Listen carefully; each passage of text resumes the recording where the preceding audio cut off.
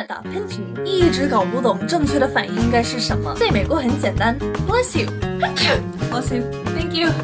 但在中国 ，nothing。I mean, there's a little something. It's like 有人想你了，有人骂你了。